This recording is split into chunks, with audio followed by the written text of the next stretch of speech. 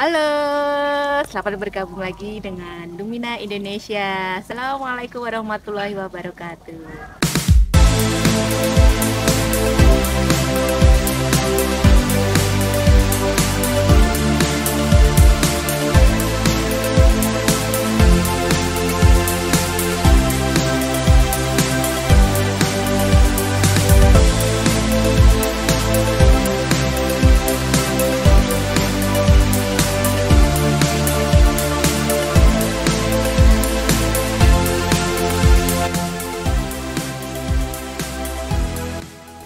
Oke, di hari yang cerah ini, kira-kira kita mau bahas apa ya?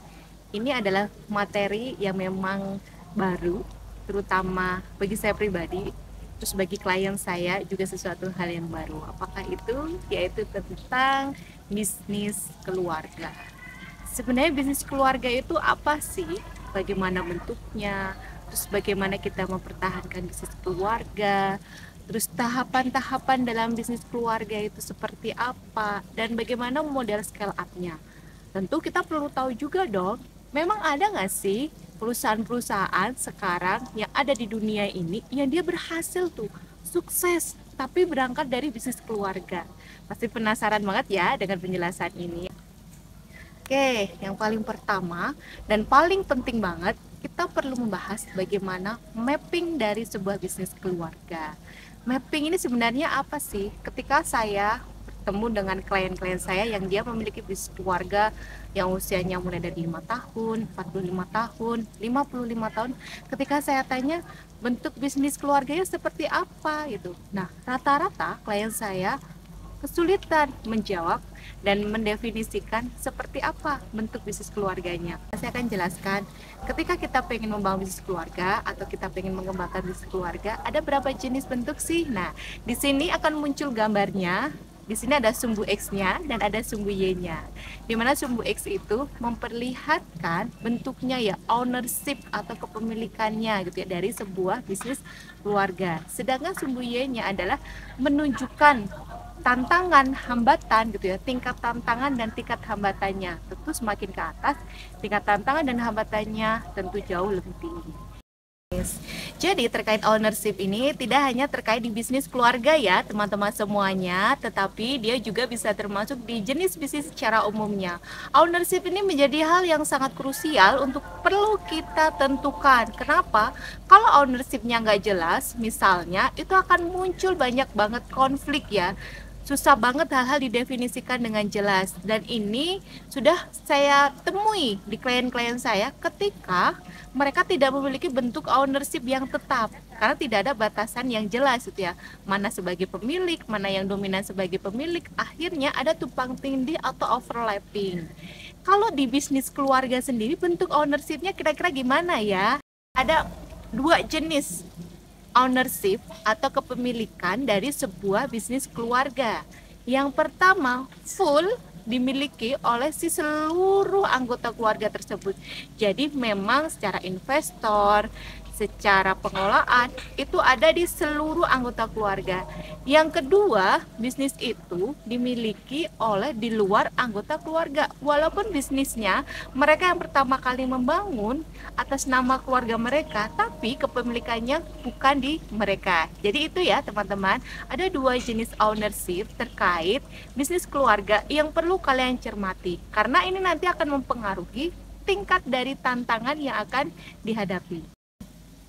Setelah kita mampu mendefinisikan terkait ownership atau kepemilikan, yang selanjutnya namanya juga bisnis keluarga ya. Tentu biasanya yang kita bangun adalah rasa kekeluargaan, yaitu keinginan yang besar untuk mengikutkan atau andil serta dari anggota keluarga kita menjadi bagian yang menggerakkan atau menumbuhkan dari sebuah bisnis itu sendiri. Di sini mulai muncul nih beberapa pertanyaan.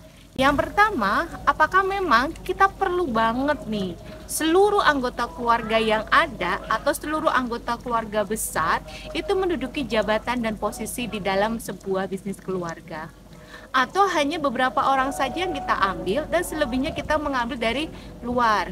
Keputusan ini tentu kembali kepada masing-masing ya, karena setiap keputusan ini memiliki tingkat tantangan yang berbeda-beda. Oke, apa nih tantangannya yang berbeda? Pertama, ketika kita mengambil anggota keluarga, atau di sini dalam bisnis keluarga disebutnya family asset ya, aset dalam keluarga disebutnya sebagai orang gitu ya, person, yang mayoritas ternyata dia menduduki jabatan-jabatan penting di dalam sebuah bisnis. Tentu ketika ada problem, ada masalah, itu akan lebih mudah diselesaikan karena sesama anggota. Biasanya ketika makan, di meja makan atau ada jamuan makan, kemungkinan besar problemnya itu akan lebih mudah selesai ya. Tapi di sini ada sisi negatifnya.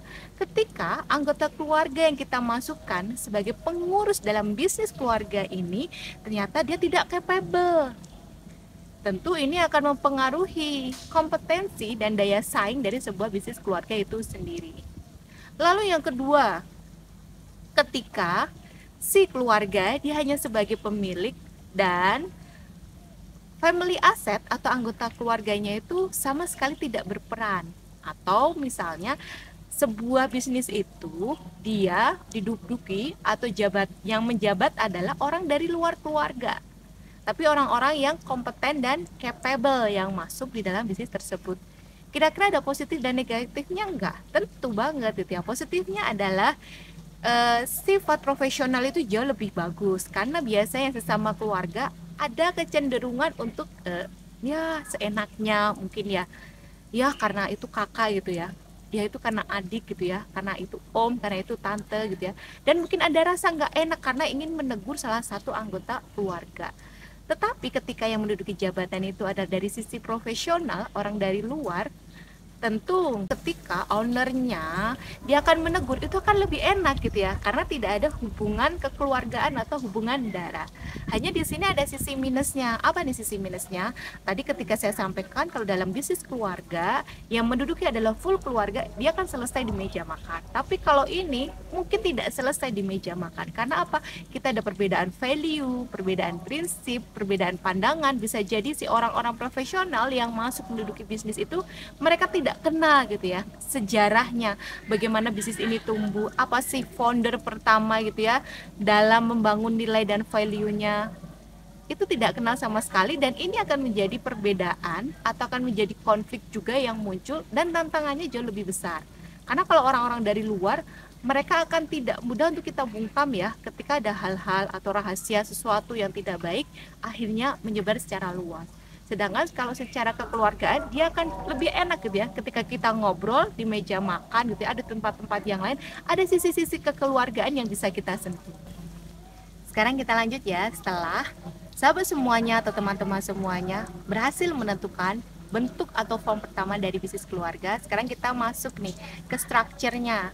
Bisnis keluarga itu seperti apa? Yang pertama jelas ya, family asset. Family assetnya itu adalah orang-orang di dalam keluarga itu siapa yang akan kita tunjuk nih, siapa yang akan menjadi penerus. Bagaimana kita membangun penerus itu? Otomatis biasanya bisnis keluarga yang bertahan lama, yang sampai dengan 100 tahun lebih, seperti apa ya contohnya sampai 100 tahun lebih nih, banyak ya, nanti di sesi yang selanjutnya akan saya jelaskan. Itu penting banget. Misalnya kalau misalnya dia memang dididik dan memang diharuskan masuk untuk mengelola bisnis, tingkat pendidikan, pola lingkungannya, pola berpikirnya, persepsinya harusnya dibentuk untuk dia bisa melanjutkan bisnis dengan value yang sama gitu ya. Walaupun dengan cara yang berbeda dalam menyelesaikan, tapi mereka memegang value-value yang sama untuk menyelesaikan sebuah permasalahan di dalam bisnis tersebut. Lalu yang kedua ini adalah yang paling penting banget ya, family succession, yaitu pergantian kepemimpinan, pergantian pemegang kekuasaan. Itu harus direncanakan. Kira-kira misalnya si A ini sampai berapa lama, nanti akan jatuh ke siapa, dan bagaimana prosesnya, terus karakternya, proses seleksinya, itu bukan sesuatu yang bisa diselesaikan dalam waktu 1 bulan, 2 bulan, 3 bulan, tapi itu menjadi sebuah program atau menjadi sebuah sistem yang harus difikirkan, yang harus dikonsep, dan yang harus diimplementasikan sejak misalnya para calon-calon succession ini anak-anak misalnya masih kecil, atau misalnya membuat sebuah keputusan, oke deh untuk 5 tahun ke depan secara suksesi, atau 15 tahun ke depan, atau 50 tahun ke depan kita fokus nih dengan internal di keluarga. Tapi setelah 50 tahun ke depan kita akan mengambil dari sisi profesional untuk mengambilnya. Terus setelah dari 30 tahun gitu ya dari suksesi kepemimpinan profesional, kita akan kembali lagi ke sisi suksesi dari internal ya atau keluarganya. Kenapa bisa seperti itu? Salah satunya yang menjadi pertimbangan bisa jadi adalah anak-anak atau penerusnya, cucunya itu masih kecil gitu ya, masih usia sekolah, masih usia SD, usia TK, sehingga mereka belum punya kemampuan, kapabilitas, keahlian untuk memegang sebuah bisnis atau meneruskan sebuah bisnis. Otomatis kan kita harus menunggu ya, misalnya sampai mereka lulus kuliah S1 gitu ya, atau sampai kuliah lulus S2, itu kurang lebih usia 24 dan 25.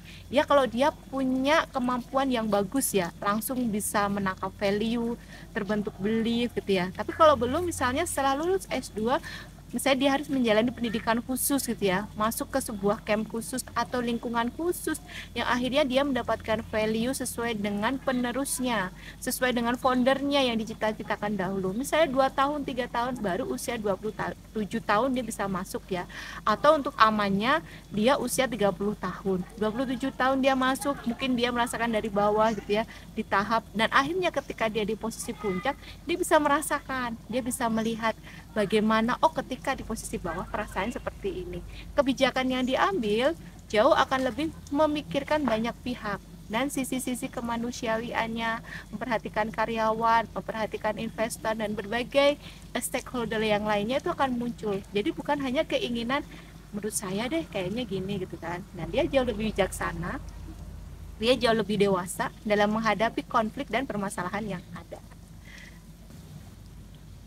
Gimana, sudah jauh lebih paham kan gimana sih bisnis keluarga itu, dan apa poin penting pertama yang perlu kita pahami lebih dahulu ya. Tapi jangan berkecil hati ya. Aduh, saya bisnisnya udah 45 tahun nih, 35 tahun. Tapi kalau masih seperti ini ya, saya merasa stuck nih untuk pertumbuhan dan perkembangannya. Don't worry ya, nanti bisa kita bantu nih kira-kira bagaimana nih di diagnosisnya, proses perbaikannya, dan yang lain sebagainya.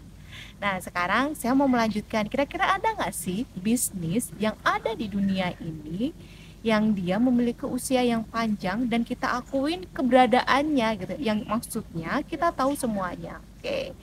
Karena rata-rata sebuah bisnis itu kalau di Indonesia kan modal nekat ya. Modal nekat untuk membangun, modal nekat untuk memperjuangkannya, akhirnya jadi turun-menurun gitu. Baik bentuk bisnisnya itu yang kecil akhirnya menjadi membesar atau akhirnya bangkrut ya. Kira-kira apa ya jenis-jenis bisnisnya atau contoh bisnisnya yang dia berawal dari keluarga dan sampai sekarang masih dikendalikan oleh keluarga, masih sebagian dimiliki keluarga, atau bahkan masih atas nama keluarga tapi sudah dimiliki oleh orang lain. Yang pertama ada Hermes, tentu kita kenal ya. Hermes, siapa yang nggak tahu nih gitu ya, perusahaan yang dia memproduksi tas-tas branded yang elit. Satu tas aja harganya bisa ke 35 juta gitu ya, atau yang paling mahal bisa sampai 5 miliar, 15 miliar. Wow, itu kan luar biasa banget. Dari bisnis keluarga ternyata bisa memiliki branding sebuah hal yang mewah gitu ya, yang menunjukkan identitas sosial. Tentu bukan perjalanan yang mudah bagi Hermes untuk sampai ke sana. Hermes, Louis Vuitton, terus Rolex itu adalah berawal dari satu rumpun keluarga besar yang sama gitu. Akhirnya muncul bisnis-bisnis brand-brand mewah lainnya. Yang selanjutnya kedua adalah Cakropopan yang berawal dari Thailand. Cakropopan ini yang dikenal di Indonesia, dia adalah bisnis pakan ternak. Tapi Cakropopan sendiri awalnya dia bukan bisnis ternak ya, tapi bisnis menjual benih tanaman, benih padi saat itu.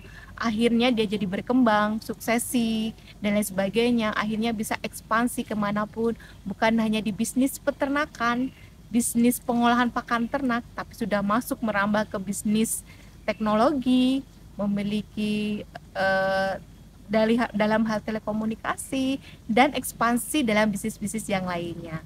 Lalu bukan hanya terkait jenis bisnis ya, mereka juga ekspansi ke beberapa negara yang lainnya.